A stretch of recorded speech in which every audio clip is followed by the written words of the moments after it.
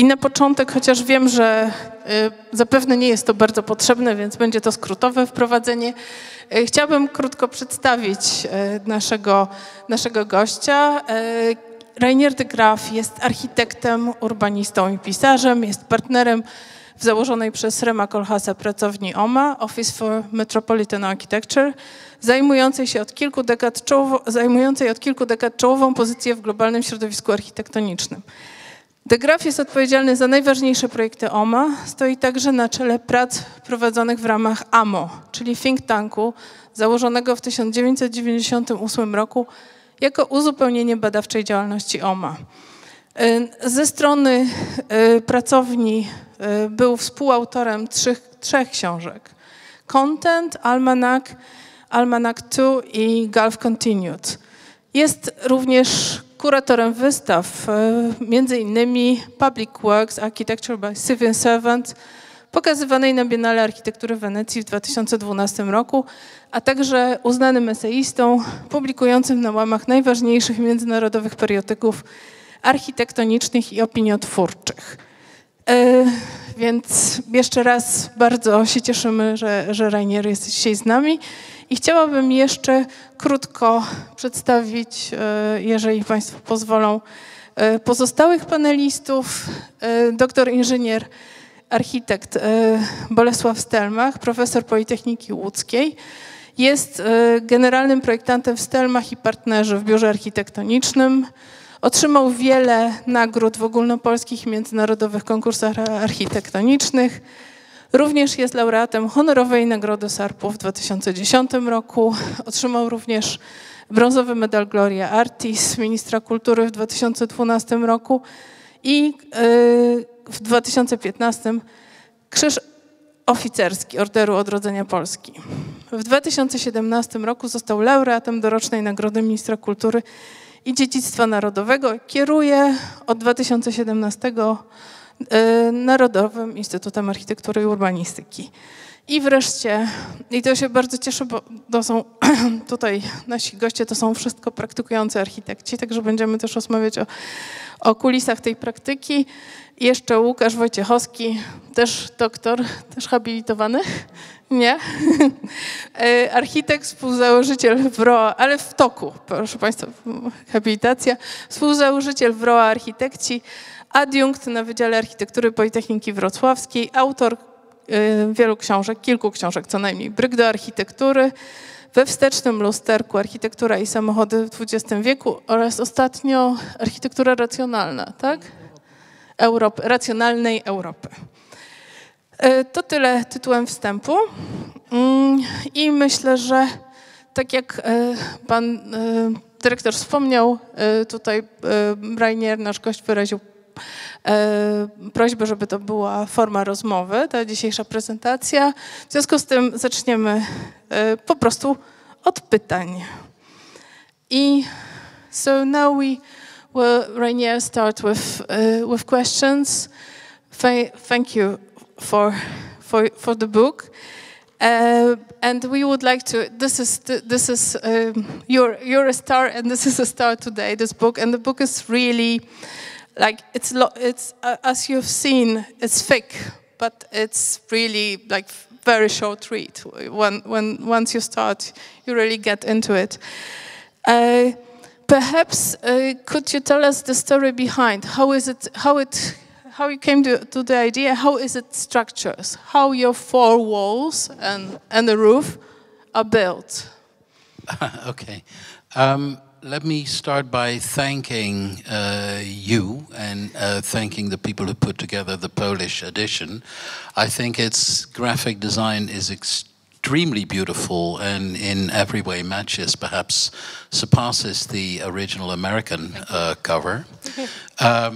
I wish I could say the same about the translation, but my command of Polish is such that has to be a leap of faith. But I completely am sure that is a very good job done too. So I'm extremely happy for this thing to be here. The fact that it's indeed not more pages but more voluminous than the original also pleases me.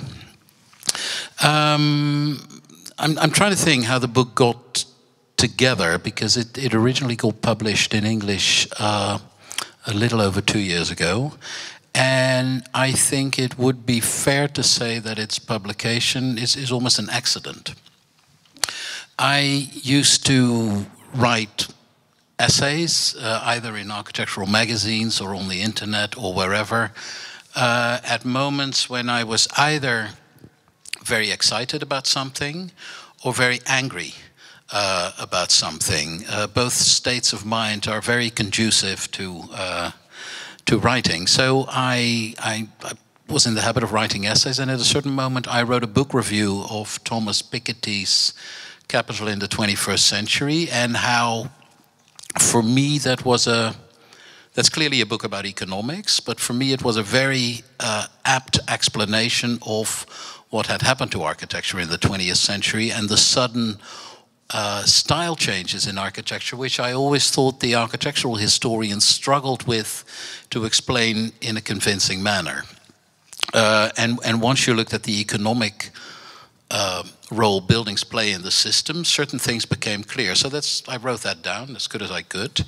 And it got published in the Architecture's newspaper in America, and I think it was accidentally read by the editor, by the American editor of Thomas Piketty's book, who then contacted me and said, would you be interested to expand this essay into a book? And I replied, no, because essentially all I've had to say is in that 5,000 words essay, and I have a daytime job, and et cetera, et cetera, et cetera. So I thought that was the end of it, but then I think behind my back, our head of PR in the office started to send essays to that guy because he'd been somehow CC'd on the email. And then Harvard University came back with another proposal, like, would you be interested in a concept album, i.e. a collection of your essays in the form of a book? And that sounded like something that was manageable, but clearly that it also made no sense because the essays were rampant and incoherent. So what the book ultimately is one half of the essays is written without ever thinking of a book. The other half of the essays is kind of written to fill in the blanks, to create a minimum level of cohesion so that there is an overriding argument, even though that is subject to debate. And wonderfully, yes, the book is very thick, but you don't have to read all of it. You can sort of, it's very modern a book. You can browse the book almost like you browse the internet, and whenever you've had enough, you can throw it away and focus on what you've read or not read. So that's it. The structure, the eventual structure of the book is in 7 parts. Each part is a myth that looms over the profession of architecture, something architects tell themselves. Authority, individual inspiration, the architect is a benefactor, professionalism, command over the large scale, and a commitment to progress. I have to say this applies to architects in general, and that includes myself, who's probably every bit as delusional as his colleagues. But it's nevertheless interesting to take stock. What makes this book special vis-a-vis other books is that it is a book not about works of architecture, not celebrating works of architecture, but about the work of an architect. What is the job we do, and how do we interact with the real world, which is far larger than architecture? And by the way, as a story, the number of 7 is not coincidental. I must emphatically say that I'm an atheist. Not a religious person, but of course these are good things in and of themselves, but like the 7 virtues of the Bible, each is related closely to its flip side. There are 7 cardinal virtues and 7 cardinal sins, and depending on the context, a virtue can turn into a sin, and that is, I think, the moment architecture actually finds itself in the new century, and that's what I've tried to frame via these snapshots. Oh, sorry. So that's a long answer to a short question. I have another even shorter one. Could you take us through the meaning of the cover image? Because I think it has a lot of. We kept it after the first American edition, the Harvard University Press, and could you, because it's quite an ugly, like banal building, orange, accidentally. Well, it's 4 walls and a roof. And if this is an ugly building, then I think then 95% of all architectural production is ugly, because it looks like this. So, but there's no thing. What is interesting about this building is that nothing in it is what it seems. This is a building in Worsterwitz, which is a suburb of Brandenburg, outside Berlin. It's a house with a pitched roof and a thick layer of German putz, windows and a front door. But this house is actually a product of the recycling of concrete panels, which were shipped there, taken there from essentially a demolished or disassembled communist housing estate in the vicinity of Berlin, and that is a prefabricated building. Prefabricated building have the added advantage that that their demolition is identical to their construction, but then you play the film back to front. So it's essentially the raw material of a housing estate that was demolished, assembled, transported, adapted, and reassembled in the context of this house. It's on the Karl Marx Straße in Worsterwitz, which is next to the August Bebel Straße, next to the Friedrich, etc., etc. So it's a very suburban neighborhood where both the names of the streets and apparently the raw building material are very much tied to a not too distant past. And one of the essays in the book, the title of the Piketty essay book is called The Century That Never Happened. And I of course, refer to the 20th century. And this, for me, was also very much an interesting illustration of a century that never happened, nevertheless is ever present in almost everything we look at. So that's it. Although annihilated at certain points. Łukasz, perhaps? Okay, I would like to begin with the other book that you write about in your book, and it's generally Neufert. And this is, for me, for my personal experience, Neufert's book was the first one that I bought when thinking about being an architect and going to studying. But I think your book should be as well read by first-year students.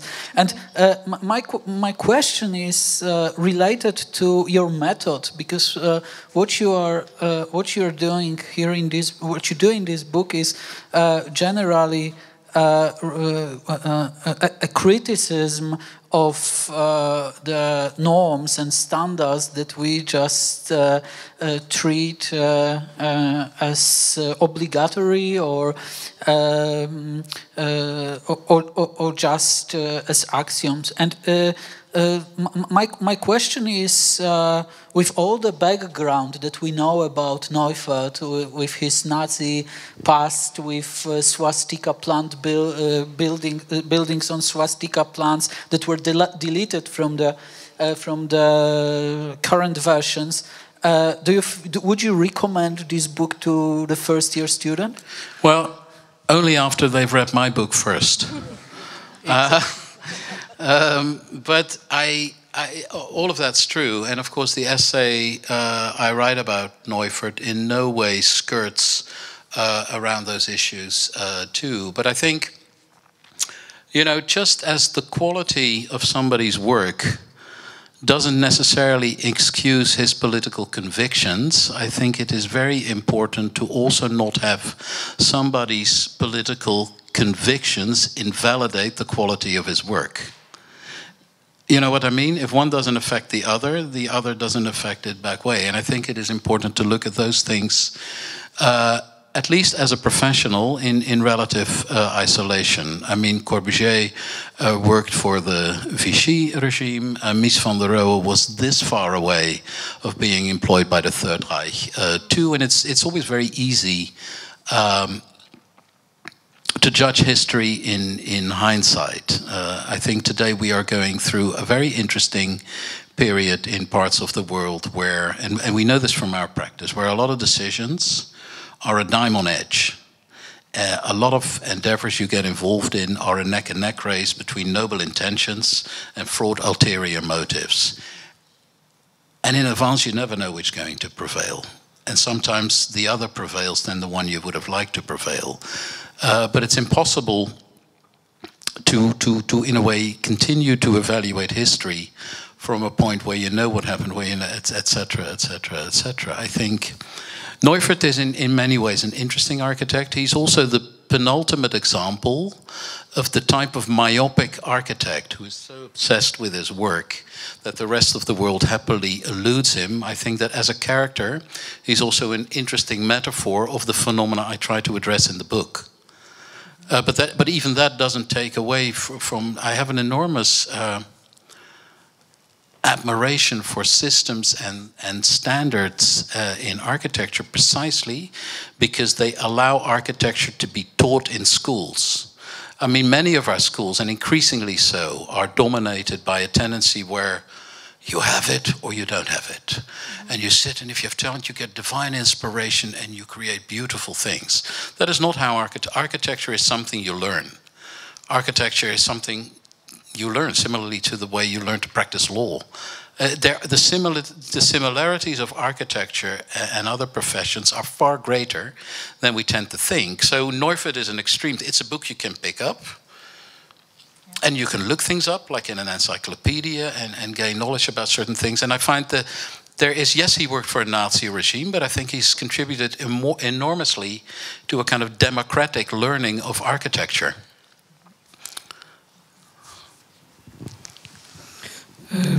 Ja chciałem bardzo podziękować za napisanie tej książki, którą z taką radością wydaliśmy.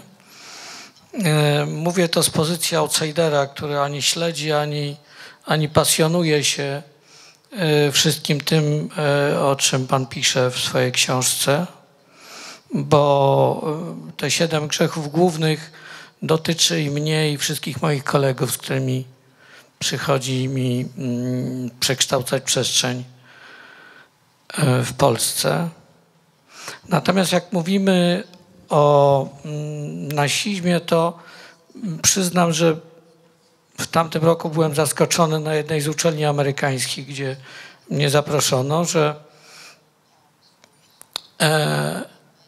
standardem wymaganym tam było zatrudnienie co najmniej 2 asystentów z Chin,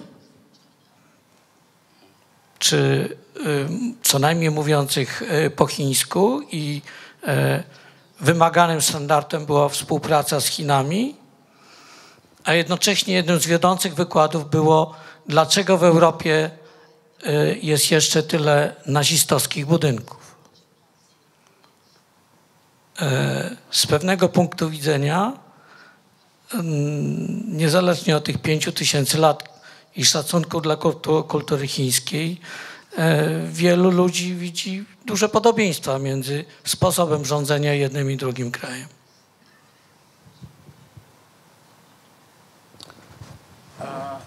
What is the question? Czy jest jakaś czy jest jakaś różnica między udziałem Neuferta w współpracy, kolaboracji z nazistami i wybitnych architektów współpracujących z rządem Chin? I.e. us, yeah. Well, a few things. The 7 sins apply to me too. I mean, the book is 700% autobiographical. So, and in that sense, it is a very collegial punch in the stomach of many colleagues who I deeply appreciate. On the subject of China, I think there is huge similarities, actually, between the United States and China, which I think are more interesting to discuss than the similarities between Nazi Germany and China, because that then leads you in an interesting triangulation to similarities between the present United States and China. You know, there's a book... To mówmy o niej, tak, tej triangulacji, bo to...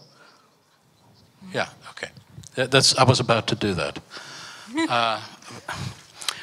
There is an interesting novel by Philip Roth. It's The Plot Against America.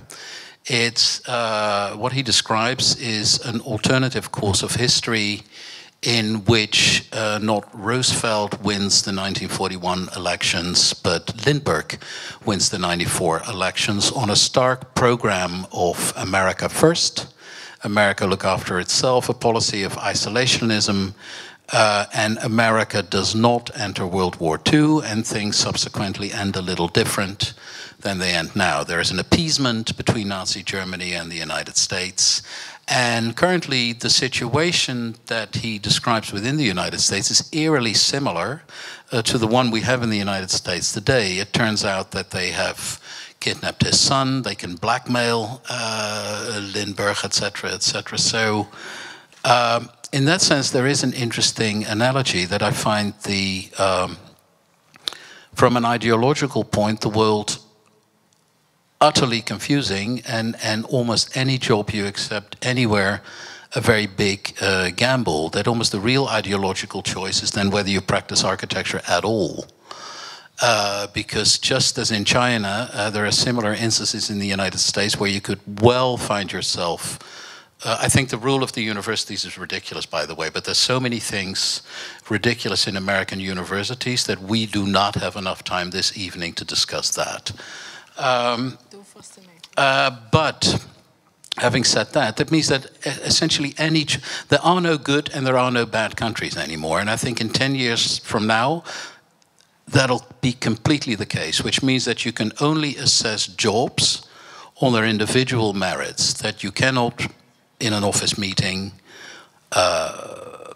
decide, oh, we will only work there, we will not work there, we will not work there, etc. You almost have to assess any opportunity in every project in itself, not knowing the outcome, and try to make as much as possible an educated guess whether your project will contribute for the better or whether it will not be contributing for the better.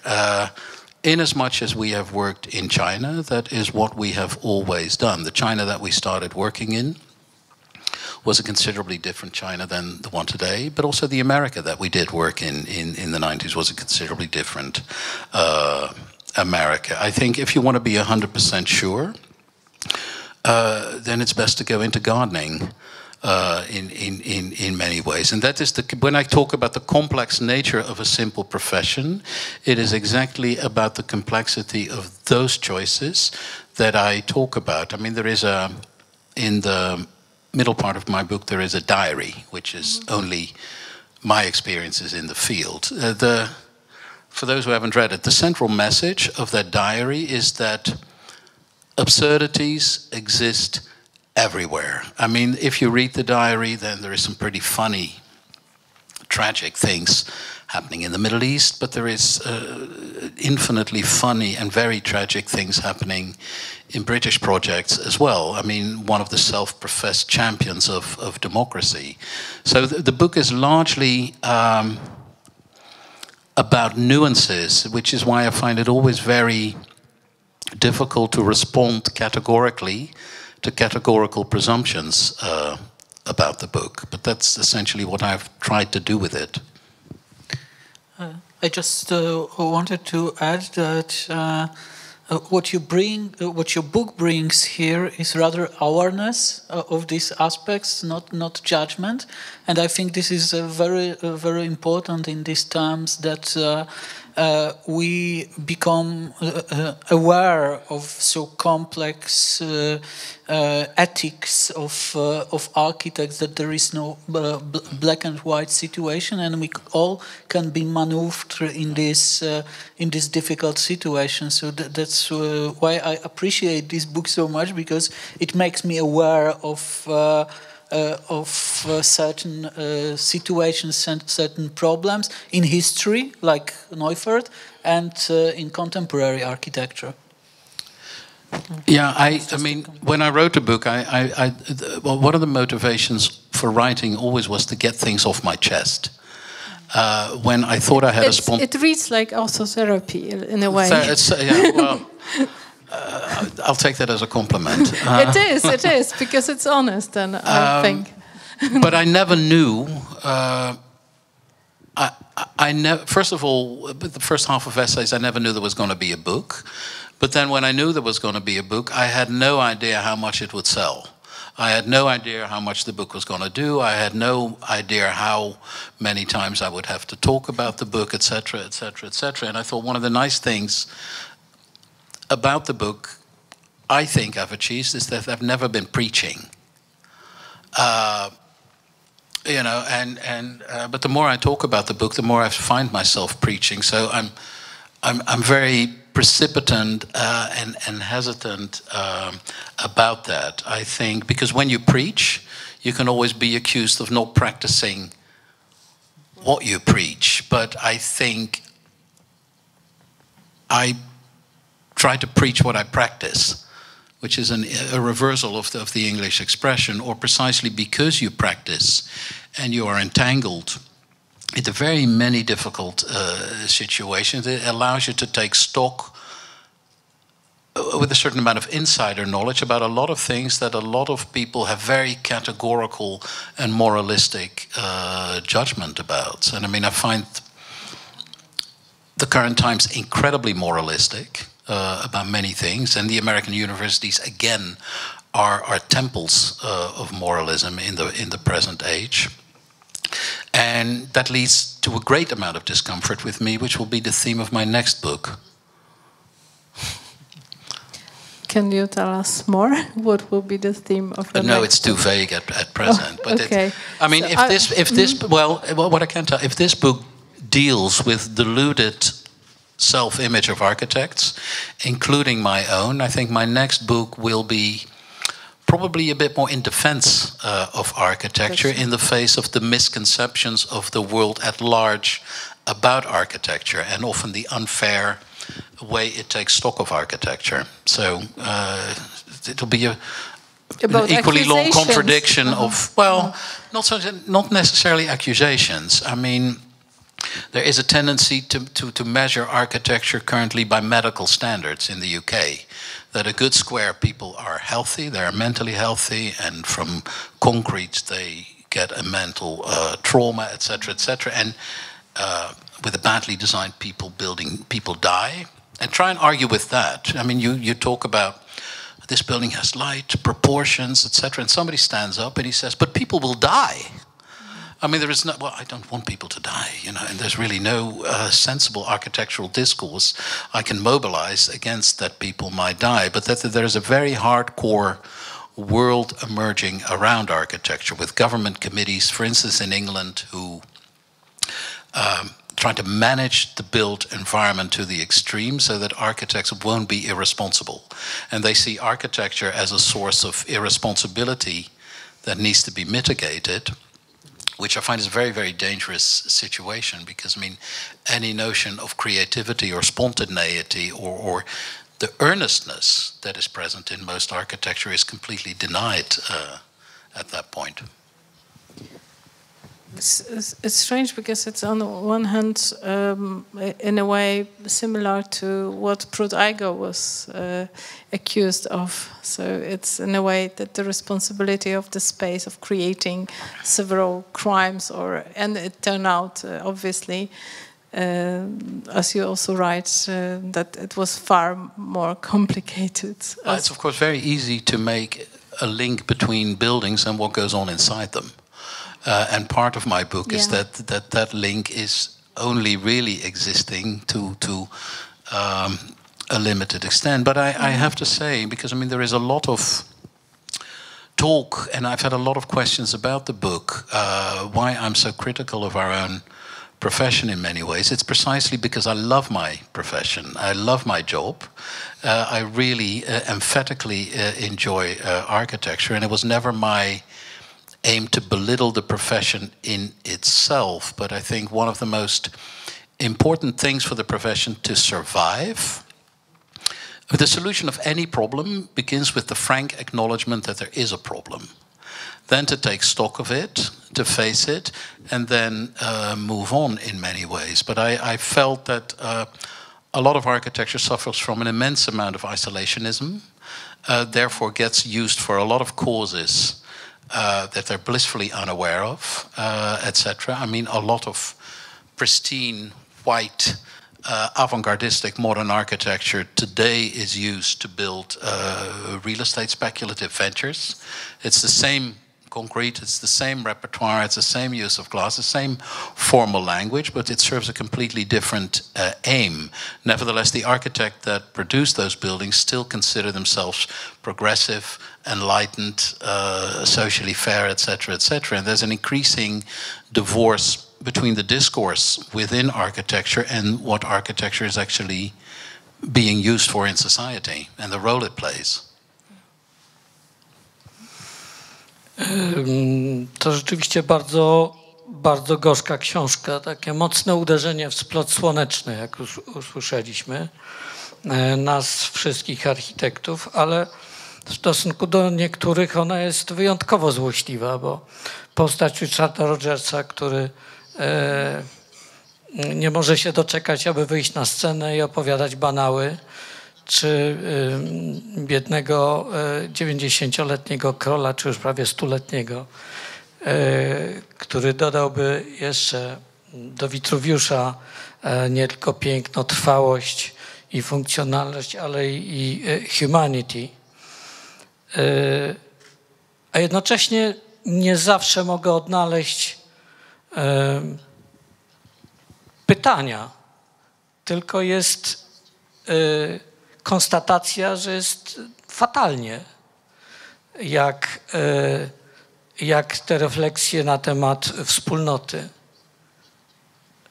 Czy coś głębiej możemy się dowiedzieć od ciebie na temat wspólnoty, tak jak ty ją rozumiesz, którą podobno zagubiliśmy, nie jesteśmy w stanie jej ani definiować, ani a propos miasta oczywiście. That's a few questions. I'm nasty to Richard Rogers because he completely deserves it.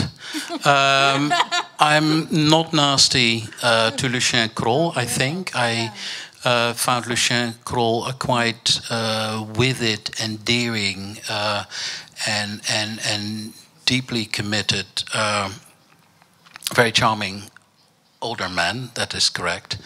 But I don't think I'm nasty to him. I take some of the 1970 ideas with a grain of salt, but I'm not nasty to him. And if it comes across like that, I never meant it to, and that's serious. Richard Rogers is another matter. But on the community, there is a number of words that feature in the part called found causes. It is about the community, it is about public space, and it is about participation. Those are the terms I address. And it's not that I'm necessarily anti-community, anti-participation, or anti-public space. I think the problem with all of these terms is that nobody can be against them. Nevertheless, they have become very manifest ideologies, but at the same time they're obvious. They're as obvious as that it's good to be in favor of world peace. I mean, nobody's against world peace, but when it becomes a very manifest, activistically professed ideology, then there is always something strange. When you have to argue for the obvious, then a very strange situation arises, because that means what that betrays. The more you say that the obvious is obvious, the less obvious the obvious probably is. And I think the discourse about public space, community, and participation are all deeply problematic because they happen in a society that is unfolding along economic and ideological lines that makes all of these things problematic. To start with community.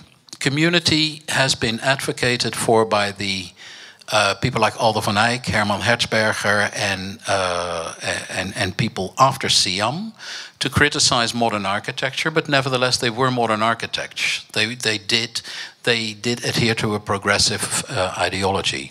The word community is also emphatically used by the new urbanists in America, who politically sit at the opposite end of the spectrum.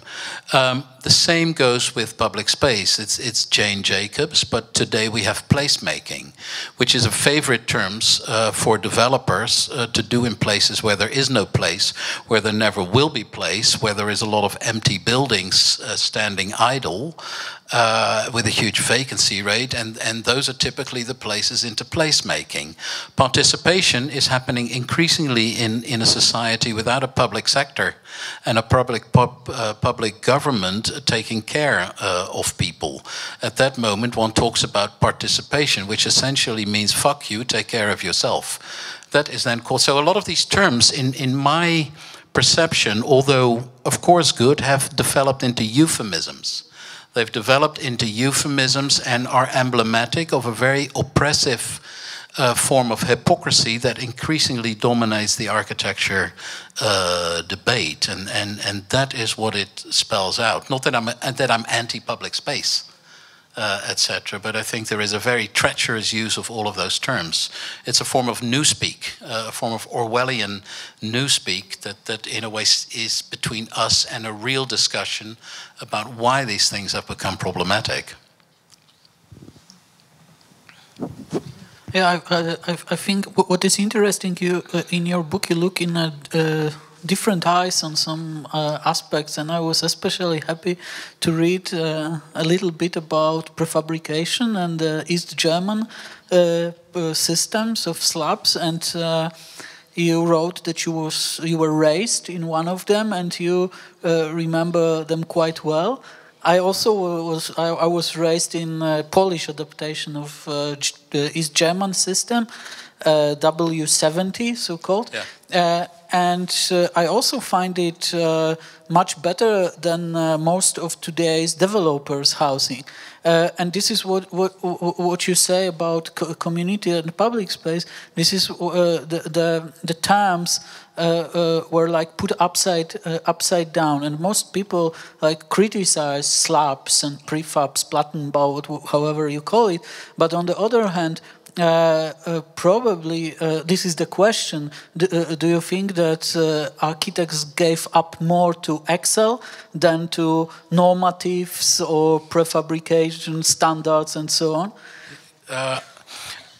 I don't know, but what I do think is that in the name of economic progress, a certain amount of impoverishment has occurred in the world of architecture.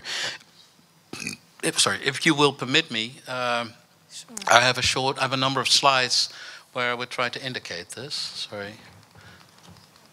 It's not these.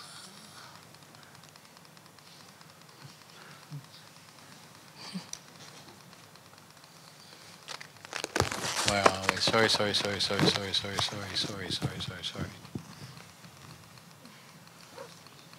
Where are we?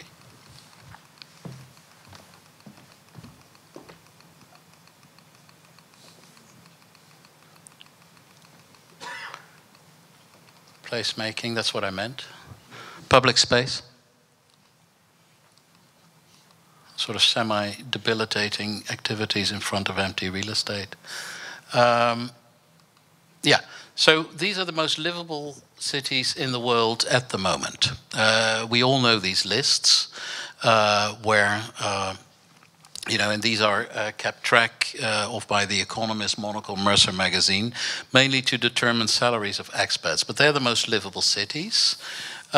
Interestingly, in the most livable cities, of course, they are invariably rich, cities with a high net salary on average, but they are also invariably expensive cities. And very often they are expensive more than they are rich.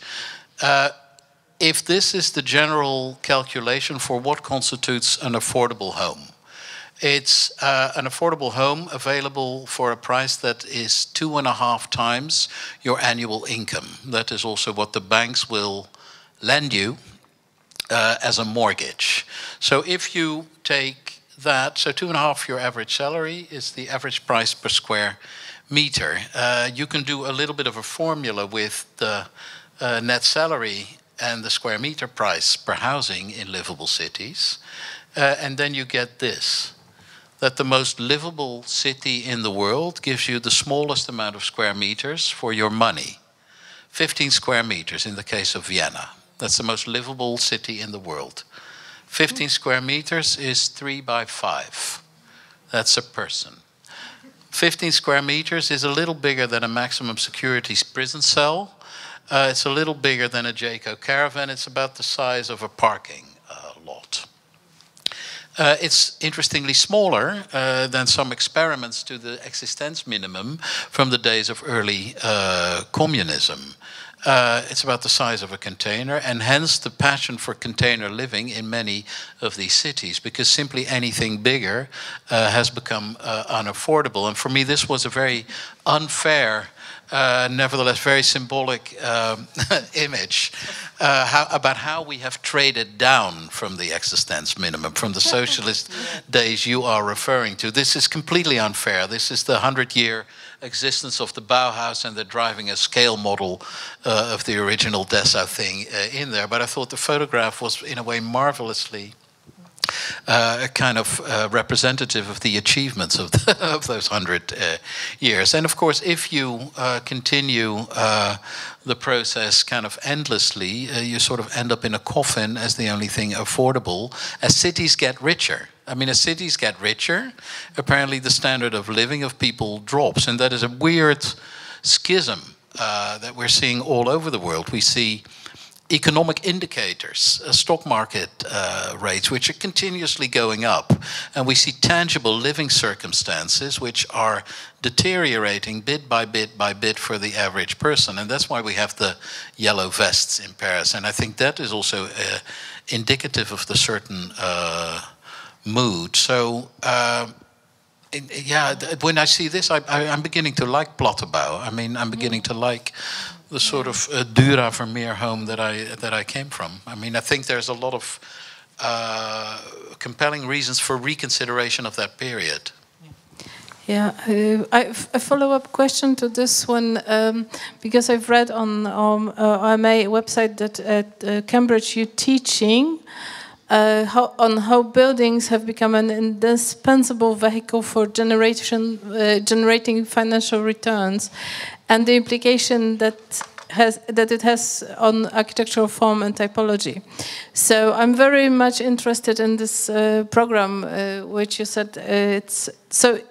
As I understand it, it's architecture read through Piketty in a way.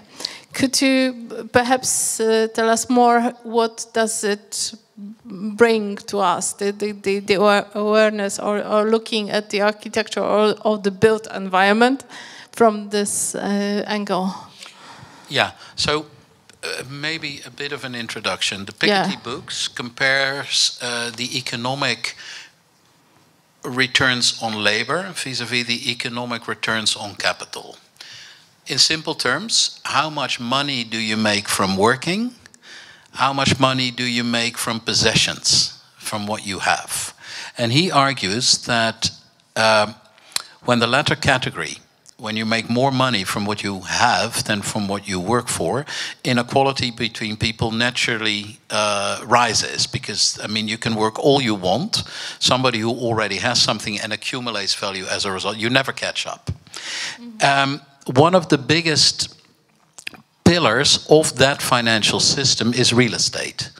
Currently, real estate is the biggest asset class in the world, more than gold, more than oil, more than all the natural reserves combined, more than digital currencies, etc. The real counterbalance of the monetary system, it used to be the gold standard. Currently, it is all the buildings in the world, 75% of which are residential. This is why in 2008, with Lehman Brothers, Freddie Mac, the mortgage providers, that's what generated that crisis.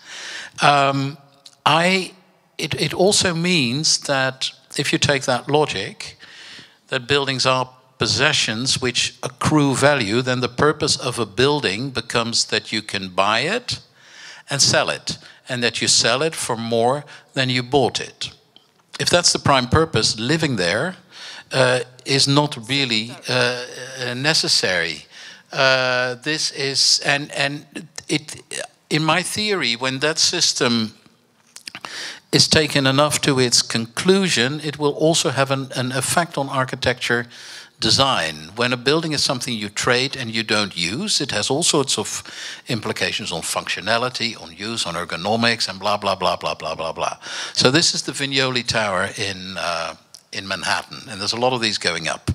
Very slender tower, extremely, extremely high, defying the advice of all structural engineers. Of course, they see it as a challenge, but there's more sensible ways of doing a building. Very strange building. It looks like people on every 14 floors have decided to put on the lights together, and the people of the other floors decided to keep it dark as a sort of an exercise in sustainability or whatever, but it's intriguing. But when you work your way up the building, you find that it's actually the plant rooms, the double-story plant rooms, which are lit, and therefore whatever you see dark is apartments, whatever you see light is plant rooms, which is a tad odd. It's mechanical floors. It is because most of the apartments are empty, and when they're sold for a huge amount of money. This is an owner. His apartment is actually a furniture showroom. He doesn't live there. It's another owner, a record real estate deal, also furniture showroom. Pretty sure no one lives there. This was a highly publicized sale to Jennifer Lopez and Alex Rodriguez, who had bought an apartment there to persuade others to buy one there too. This is their love nest, but it doesn't look like a lot of love is taking place here. And this is a kind of a building where the use, which is essentially a concrete sculpture, and they get slimmer and slimmer and slimmer to the point that one could argue, if one takes that to, and nobody lives there, one apartment per floor, you have no neighbors, you don't know if your neighbors are absent. It's the typology is almost designed to be empty. That if you take that, for this is Elthers Kelly and Brancusi, and that the current Manhattan skyline could be interpreted as a set of concrete sculptures rather than buildings, which sit there like a built Fort Knox of the financial system. This is, of course, a huge exaggeration. I'm aware, but I think that is what we are trying to do in Cambridge. That's why Libeskind in Warsaw, it's called gold. Yeah, so exactly. Yeah, and Lewandowski. I mean, Lewandowski is your Jennifer Lopez. Yeah, basically. Ze znanych nam analiz wynika, że nie ma żadnego związku między, nazwijmy to, wartością architektoniczną, czyli nagrodami, opiniami na temat danych obiektów architektonicznych, a ceną metra kwadratowego w tych budynkach. Na odwrót. Im bardziej doceniony, im bardziej obsypany nagrodami budynek, tym gorzej się go wynajmuje, a więc w tym excelowskim spojrzeniu na zbudowaną przestrzeń jego wartość spada. Yeah. Thank God. I mean, I think that at least demonstrates that architecture, up to a point, is a form of resistance against all of these phenomena.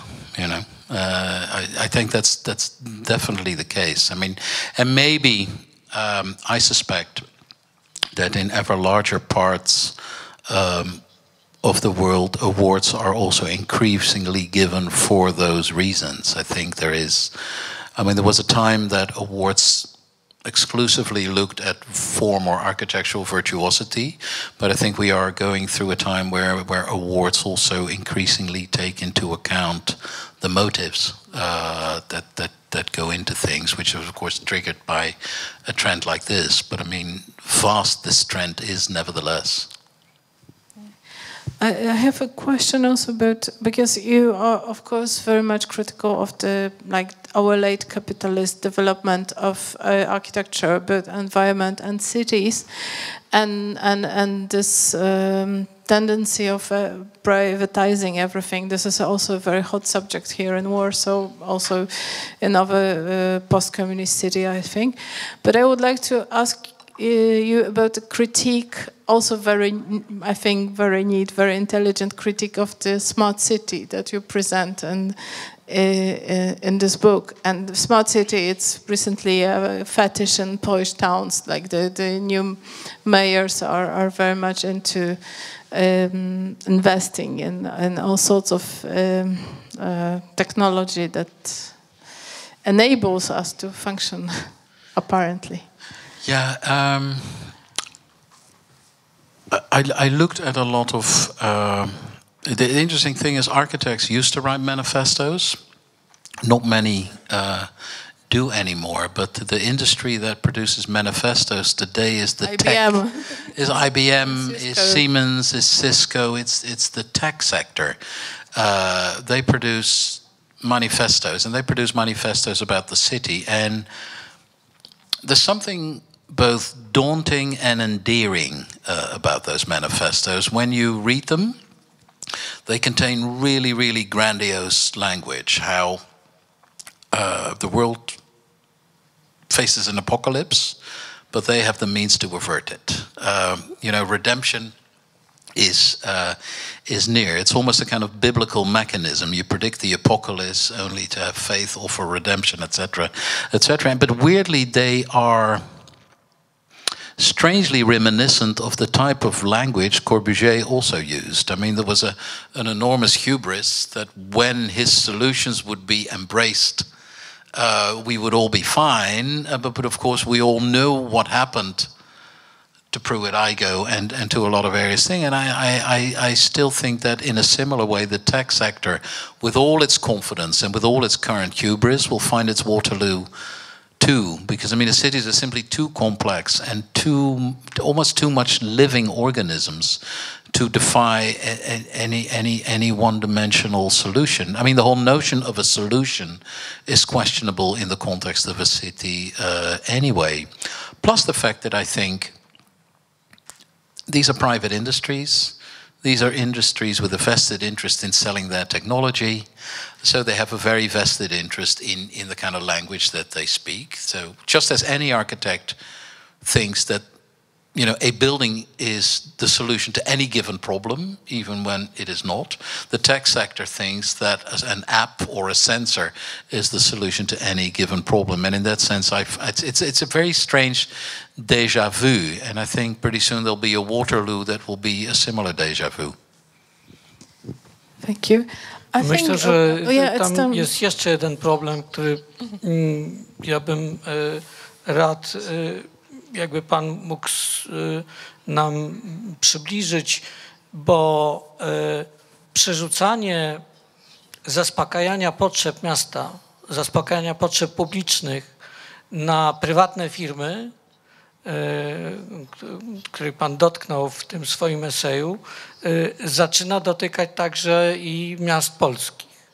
To jest pewna plaga, która powoduje wykrzywienie tych potrzeb, tłumaczenie sobie wzajemnie przez firmy, które wygrywają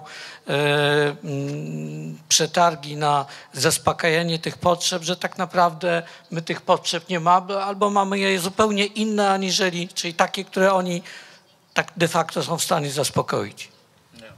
Yeah, they are essentially catering to their own needs, pretending those needs are the needs of the general public. And I think there's something very, very, very scary about shifting public interests in the hand of private companies who, by the sheer economic logic of their companies, are never in a position to take care of public interests in a holistic way. It immediately creates a conflict of interest between the mission of a business and the mission of public interests. And I think it's a very bad trend. And I think the smart city is a veiled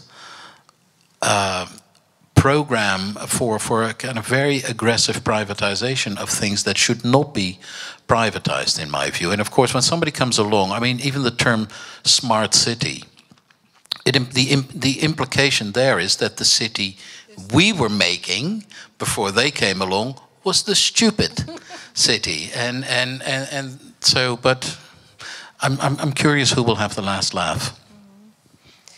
I think we should open the discussion to the public. We already talked for over an hour, so I'm sure there are some people who have questions. Hubert, volunteers, okay. Hubert Tramer.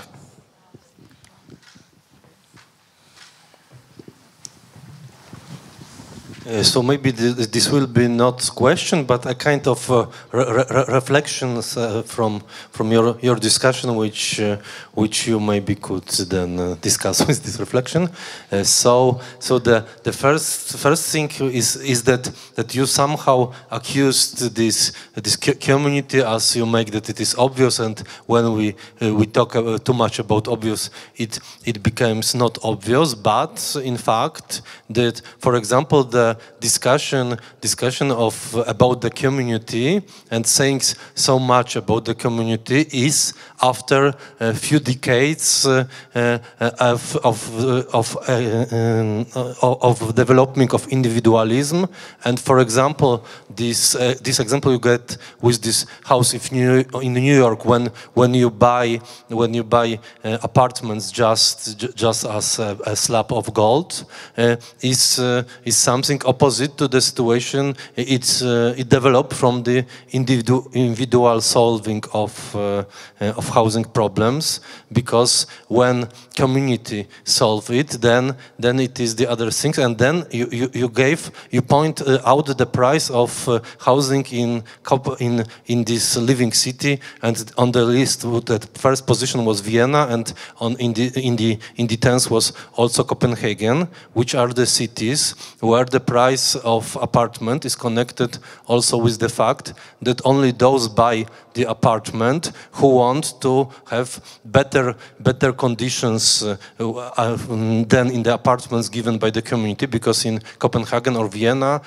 everybody who wants can rent apartment in the public housing. So then this price is only for those who want to possess, in spite of the fact that it's possible to spend whole life in this city without possessing, or for those who want to live in more luxurious conditions than provided by this public housing. So I think that so this is a thing which I think is unfair to accuse this living city for the high price of money, because there it is opposite to most of the world that everybody must buy. It is that buys those who wants, and other it is this community. I think that this accusing community is can be argument in the discussion for those world driven by big global companies who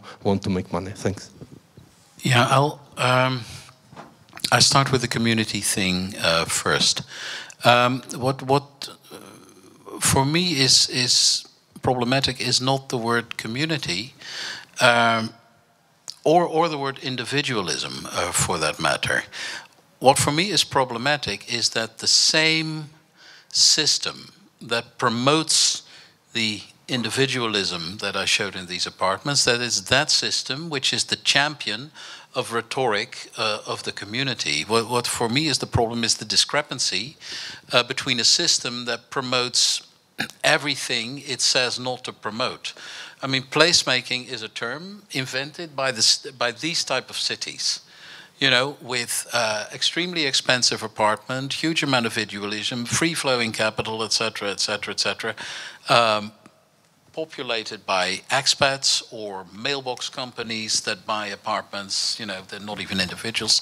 So the problem for me is that the term community, although not problematic in itself, is owned by a community of which all the ideological indicators are promoting the exact opposite. I think in terms of buying or renting, I think we're facing a very interesting phase of the system.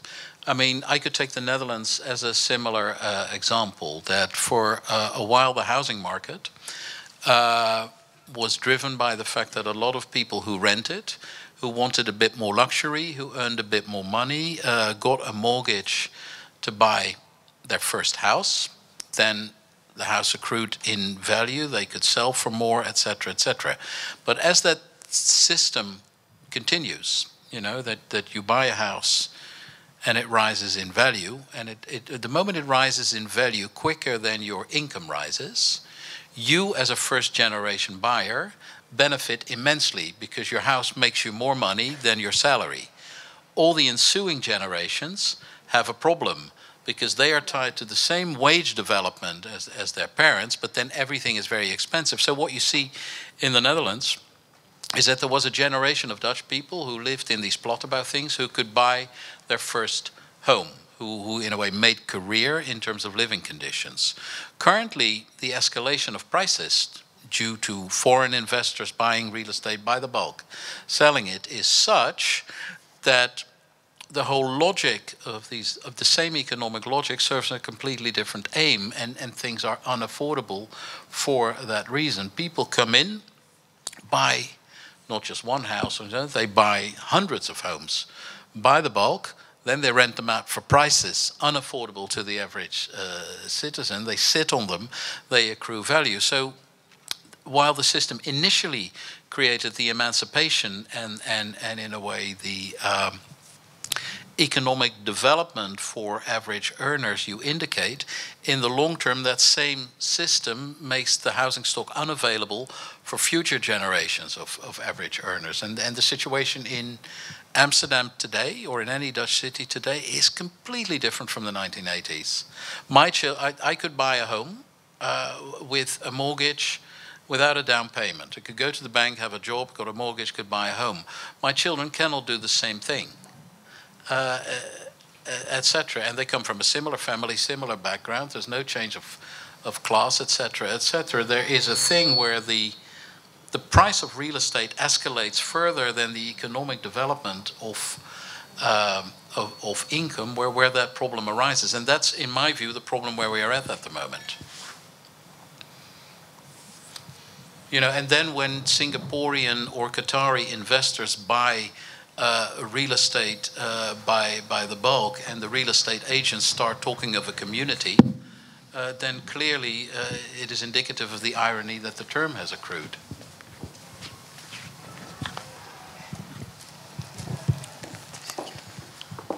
Czekając na kolejne pytania z sali, ja bym na sekundę wrócił jeszcze może do miasta, bo przeczytałem, że naczelną misją architektury jest dążenie do zmian. I na koniec tego akapitu jest takie dramatyczne wezwanie, że tradycyjne miasto to zło. I to a propos zmagań z londyńskimi problemami budowania. I pytanie, czy każda próba wyeliminowania zła spowoduje tylko jego jeszcze bardziej triumfalny powrót. Otóż ja mam taką refleksję, że ci, którzy poszukują niespodzianki za każdym rogiem w Polsce, w polskich miastach czuliby się znakomicie, bo tutaj nic nie jest oczywiste, nic nie jest skończone i nic nie jest tradycyjne. To jest jedna wielka niespodzianka. Czy na pewno miasto na tym polega?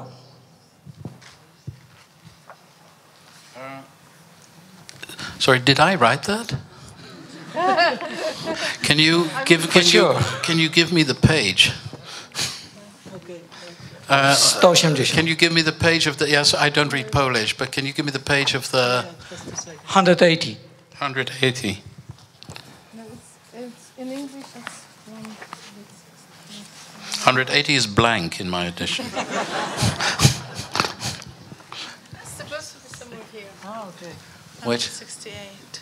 168. Sorry, it's a long time ago. It's the end of the London story, I think.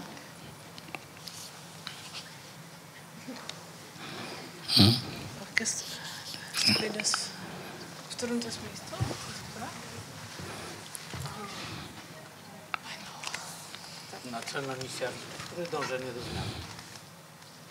Yeah. Well, any. Yeah. So this. What? Yeah.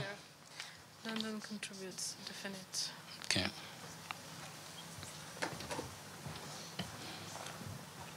Yeah, this is about London.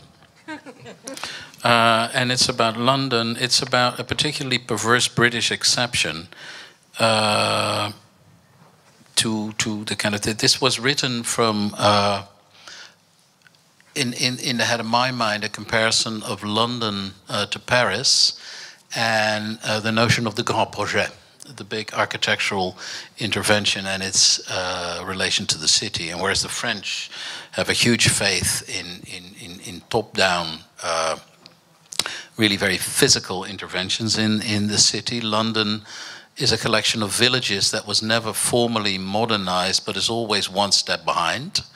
And for that reason, one step in front. And that to some extent, the almost accidental regime of improvisation which they've maintained for such a long time is what, in my view, accounts for the vibrancy of the present-day London over the present-day Paris. At the same time, in the Anglo-Saxon world, there is an extremely moralistic movement who also tries to solve problems in cities, tries to do good, etc., tries to make cities safer, etc., etc., etc., that if they were to get their way fully, and thankfully reality is such that they never will, but if they were to get their way fully, their cleansing of the city would actually also kill the vibrancy. It's like an immune system of a human being. When you live in infinitely clean conditions for so long, your immune system goes completely pear-shaped, and the whole notion of resilience sharply drops. So I'm very suspicious of problem solving in architecture, hence I'm suspicious of the smart city. And I'm also very much, I think this was written in, there was a thing in London called the Park Force. It was it was a sort of hippie police that ran around in public parks, picking up every bit of paper after people and putting them in bins. All kind of long-haired, happy people with a sort of hippie fascism. I think that was at the root of this, and so that's where that comes from. You told us that all those texts started from emotions. Now we can see you analyzing all those problems standing behind architecture with kind and there's of no emotions. No emotions. But yeah, but my question is about something else. I like when you go deep into consequences of what architects do into economy, into political situation. But I would like to ask you about something that is more philosophical and is about responsibility of an architect. Is there a limitation of a limit for architect to foresee what he or she does with, creating a building or a complex of buildings? Well, I think that's by definition a limit to his ability to foresee, as there is a limitation to all our ability to foresee the future. But that I don't think that limitation absolves him of the responsibility to try. And precisely there,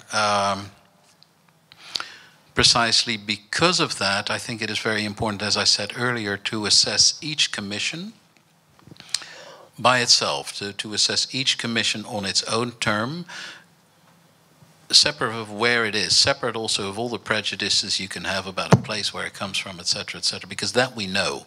I think it is phenomenally important to kind of make an educated guess, informed by what you see at the moment, informed by what you know can happen, but also perhaps pleasantly informed by what might happen, and lessons you draw continuously from the past. I think it's the responsibility of architects to be acutely aware of context in as much as they can, and then do their job. I don't think an architect can be as categorical as an artist that can simply boycott, say this, and I will never do this. I mean, what is interesting about architecture is that it in itself, it's a permanent conflict of interest.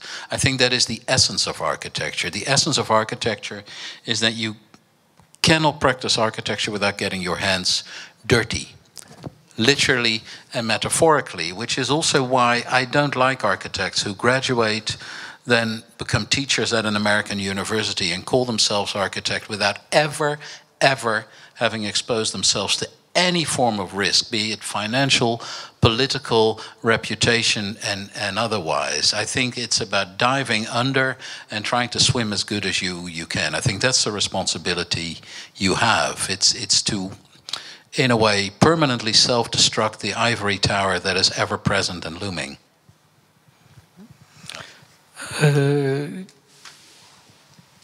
Padło tutaj stwierdzenie, że architektura musi liczyć się z kontekstem. A czy to nie autorstwo Rema Koolhaase'a powiedzenie, że fuck the context? Yeah, fuck context, he said, yeah. That's true. But I'm not Rem Koolhaas, nor do I have any pretense of being anywhere near his profundities. I mean, architecture is also a wonder. Consequence is overrated. Architecture is also a marvelous discipline of progressive insight. I know Rem Koolhaas extremely well. I can safely say I know him better than anyone present in this room, and longer. So I also know the subtext of that subtext. And I think in many ways, all our work is about context. I think it's a mistake of the architectural profession to limit its perception of context to whatever building is next door, whatever curve in the road is in front of its front door. I mean, context is physical, is the immediate surroundings, is the wider surroundings, but is also the societal context and the moment in history in which architecture unfolds. All of that is context. And I'm sure, knowing him as well as I do, he never set out to fuck that context. I think it's a particular narrow inception of a notion of the idea of context that he wanted to fuck. And the question to it, because you mentioned that, for example, Herzog and de Meuron are now being praised for some kind of beautiful ecological blah, blah, blah things, but they're really socially very much screwed. I never mentioned Herzog and de Meuron. No, but in the last lecture in Krakow. Did I? Yeah. I think you said that you know them quite well, but they don't think about whether I don't know them anywhere near as well as I know Rem Koolhaas. But whether the building they built are decent. That was the word. And I would like to ask you what a decent building would be nowadays. Of course, it depends on the context. Yeah. If you don't fuck it, but yeah, no. But I mean, the thing there, I was not intend to be nasty to it was them. about social responsibility. Yeah, but I mean the same thing as, and I think it was the building in the terraces in Beirut that I showed as an example. But I could have taken one of our own buildings, you know, and told exactly the same story, you know, and I would call our own buildings decent buildings. And but my question is, what is a decent building now? So what qualities it has? Because if you I'm buying time with this one. Sorry. No, I think one of the things that will change, and one of the true moments of enlightenment that could happen to architecture is the realization that all buildings are temporary, including the pyramids, including the Louvre, including anything. All buildings are temporary. Nevertheless, thinking about buildings as temporary phenomena is fairly recent. I think if you consider that building waste, demolishing buildings of which the authors didn't realize they were temporary, contributes about 40% of all waste. If you take the role of the big construction industry in the production of CO2, the whole nitrogen discussion we have in the Netherlands, etc., I think a lot of that, well, you could stop architecture altogether, but you can't. But a lot of that, I think, can be mitigated by recognizing the essential temporal nature of buildings. Planning a building, planning its maintenance, planning its demolition, maybe planning its demolition in tandem with its construction. And if I think there was one category to add to Vitruvius Triangle, it would be that, although I don't, brevity or whatever the Latin word would be for that. And I think that could be a form of progressive insight, a form of enlightenment in architecture where they could address resilience, sustainability, and a lot of the things that are currently actually claimed by others and other professions, where they could regain the initiative if one actively started to think about buildings like that. Does it mean even more production of architecture? Not necessarily, I think. That's a question. Okay.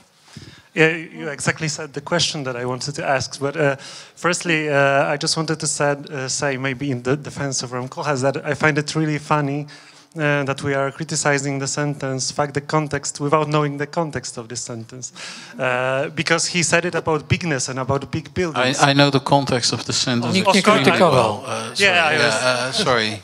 Nie chodziło wcale Of course, you know, I just wanted to say that it's really funny because he said it about big buildings, and it's quite obvious that big buildings fuck the context by definitions, by the scale. And I know that you understand it, but I wanted to say that it's really funny that we are saying it without the whole context of this sentence. But my question was quite similar to what was said, because I watched a lecture about your book that you held in Krakow, and it had the same conclusion, that it's a way of escaping this neoliberal system in architecture by doing temporary things. I think you showed pictures of assemble buildings in London, and I find it very interesting because one can argue something completely opposite, that doing buildings that are persistent and have the long-lasting quality can be anti-capitalist, because on one hand you can inherit. Yeah, that's true. I mean, there's two ends to this spectrum. I mean, it's either the endless reuse of something physically permanent, which is a form of temporariness in its own right, or it is about the possibility to remove the removal of things which can only cater to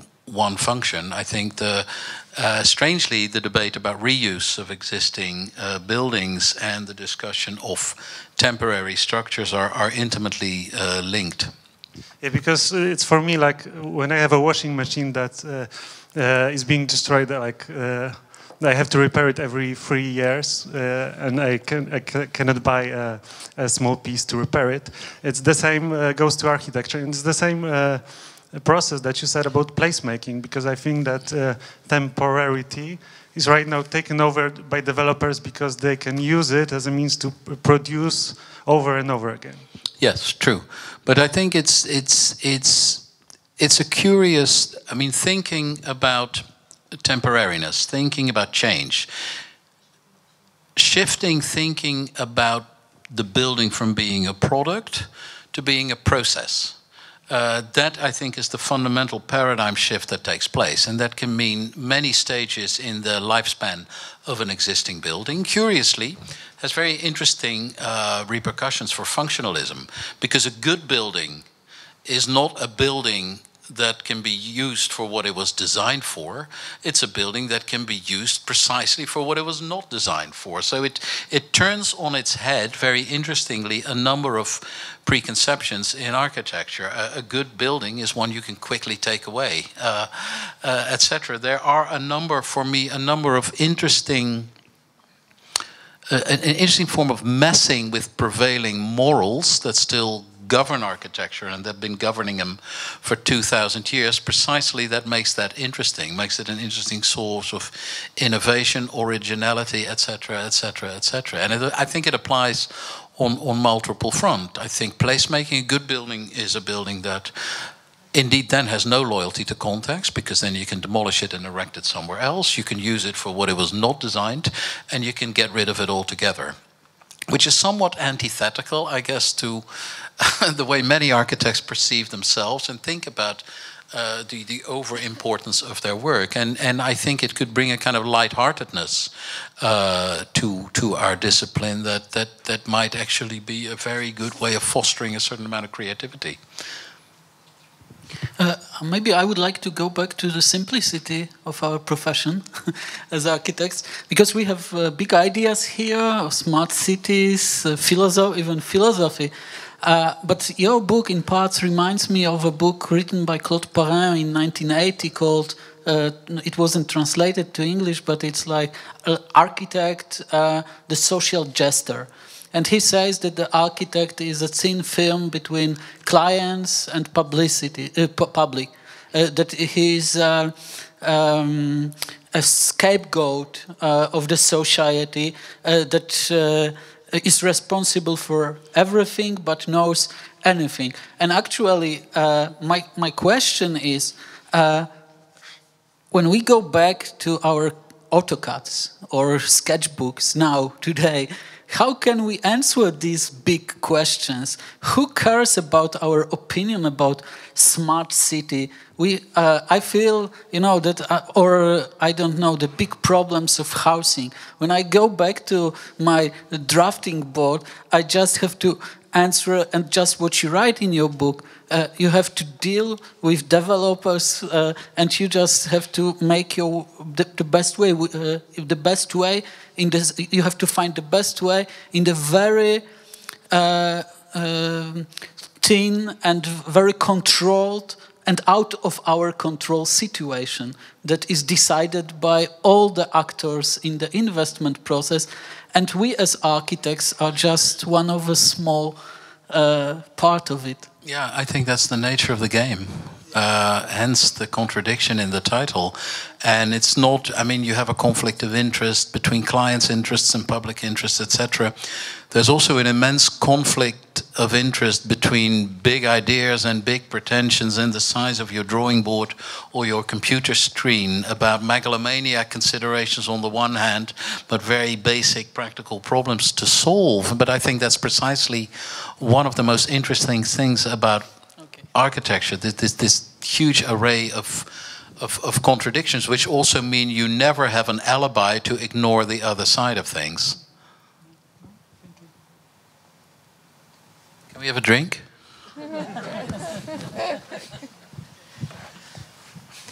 It looks like we can. Thank you very much, Reinier. We have a drink now. So perhaps I will just ask you for a big round of applause.